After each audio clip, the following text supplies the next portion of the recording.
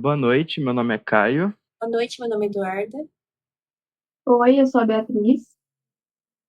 e hoje a gente vai falar um pouco sobre os problemas ambientais urbanos, principalmente sobre as enchentes e os problemas com a impermeabilização do solo.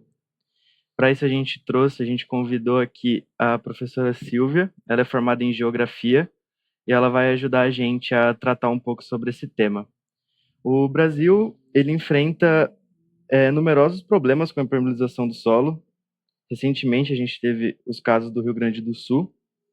E isso se deve a uma combinação de fatores urbanísticos, econômicos, ambientais e sociais, como o crescimento urbano desordenado, a falta de planejamento, as deficiências na infraestrutura.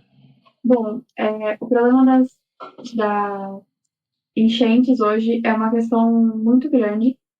Nós estamos enfrentando o problema do Rio Grande do Sul, que acabou virando uma polêmica muito grande nos últimos dias, que vem enfrentando uma cheia histórica que nunca foi vista algo tão imenso, assim, tão significativo.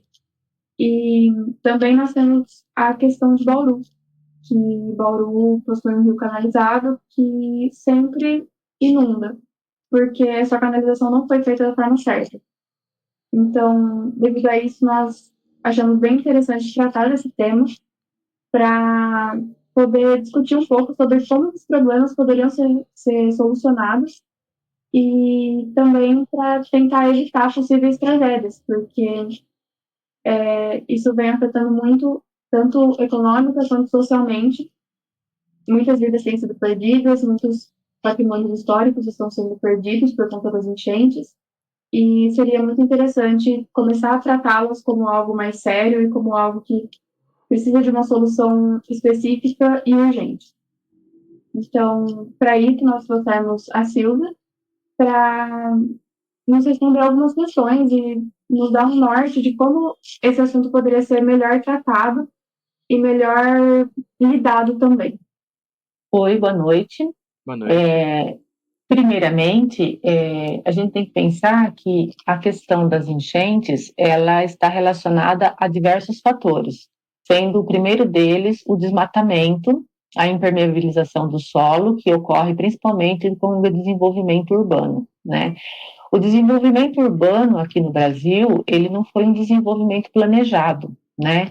Ele foi um desenvolvimento sem estudos do meio ambiente, sem respeito às áreas de encostas, sem respeito ao curso dos rios, né? Muitos rios, como vocês falaram de Bauru, por exemplo, eles foram canalizados, as suas margens, que são áreas consideradas áreas de inundação, as áreas de várzea, né? São áreas tradicionalmente é, é, prontas para receber o grande volume de água no momento das chuvas, né, que elas são cíclicas no Brasil também.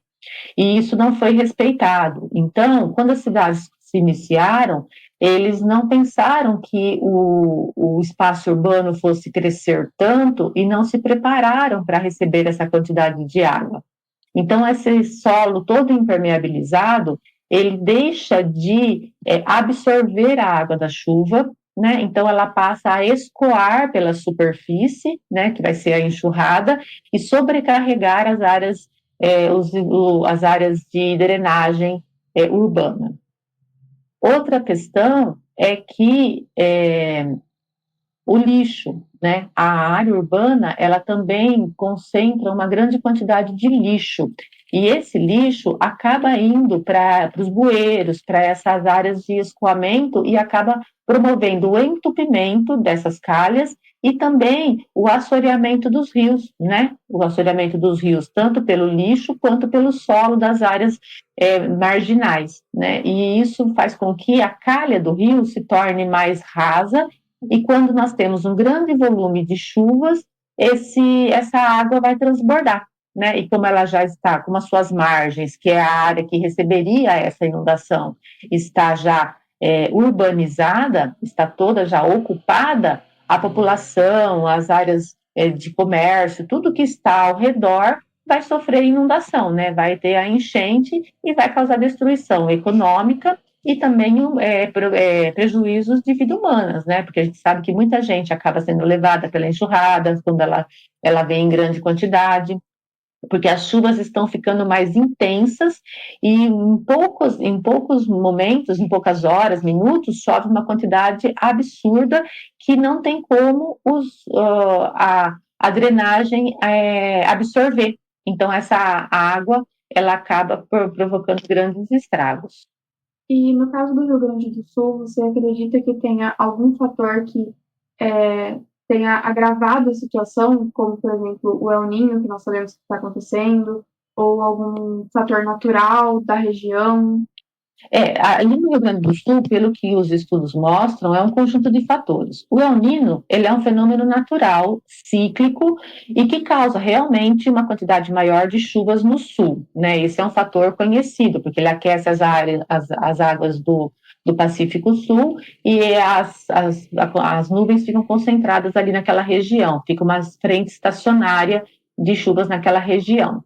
Só que também tem outro fator. O próprio relevo do Rio Grande do Sul, ele também não favoreceu o escoamento dessa água, porque quando a gente observa o relevo, nós vamos ver que as serras, os rios que nascem nas serras, ele converge todo para uma planície central. E os rios que passam por essa planície central, eles vão desaguar no mesmo local, que é a Lagoa dos Patos. E a Lagoa dos Patos tem uma saída estreita para o Oceano Atlântico. Então, o escoamento dessa água, ele chega de forma lenta para o seu destino final, né? Que é o Oceano Atlântico. Então, são dois fatores. O El Niño, que realmente aumenta a quantidade de chuvas nesse período, a questão do relevo próprio, que não facilita também esse escoamento, a questão de ser uma área que foi toda construída, tanto as áreas urbanas quanto as áreas rurais, elas ocuparam essas áreas de planície dos rios, né? Essa área que ela é própria para absorver essa grande quantidade de chuva, né? Que é a área de alagamento, que está toda construída. Tem também a questão do aquecimento global, né? Porque o aquecimento global, ele intensificou esse fenômeno que é o El Niño. Então, as consequências do El Niño, elas foram muito maiores porque foi associado ao aquecimento global, porque a gente sabe que a temperatura do planeta ela está acima e está causando realmente mais chuvas, mais concentradas em momentos menores, né, em períodos de tempo menor. Então, é um conjunto de fatores. Associado a isso, a gente também observa, né, tem estudos que mostram que as licenças ambientais no Rio Grande do Sul também vêm flexibilizando a ocupação em áreas que não poderiam ser ocupadas, né? Então, ocupadas de forma incorreta. Então, é um conjunto de fatores, não é uma coisa só. E o que poderia ser feito atualmente para evitar que essas catástrofes ocorram novamente, sendo que a área construída é um pouco difícil de ser mudada devido a edifícios, a fundações, às vezes bem fundadas exatamente. E o que poderia ser feito para evitar no futuro?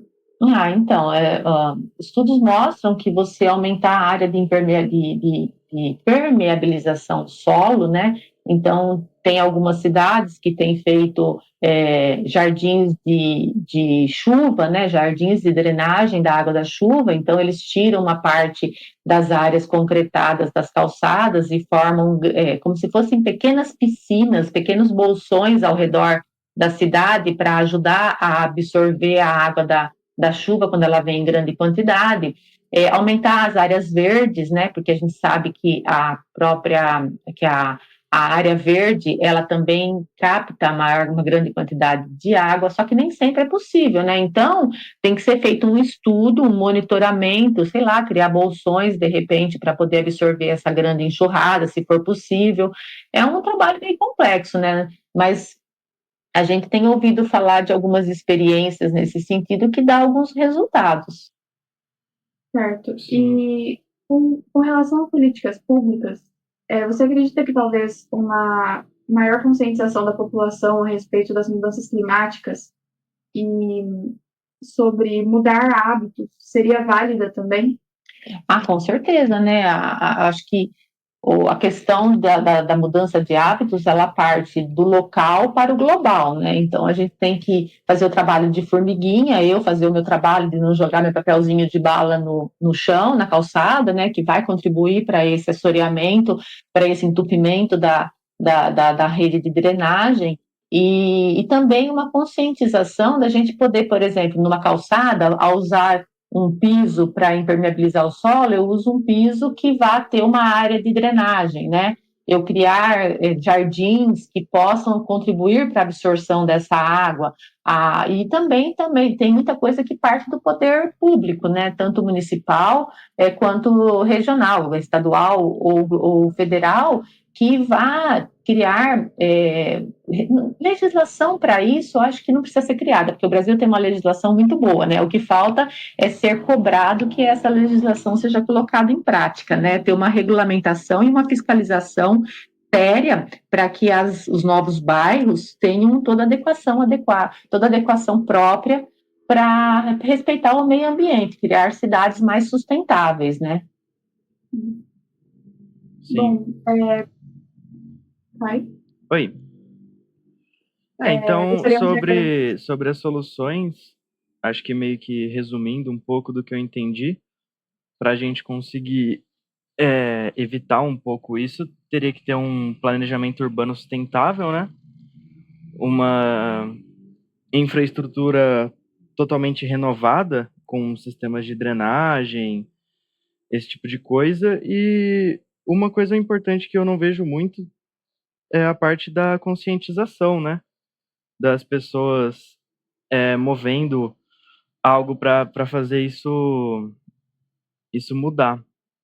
Aí, sobre as consequências, uma coisa que eu sempre me pergunto é a degradação da qualidade da água. Por exemplo, quando acontece uma enchente ou esse tipo de coisa, a água, você compromete a qualidade da água, eu imagino.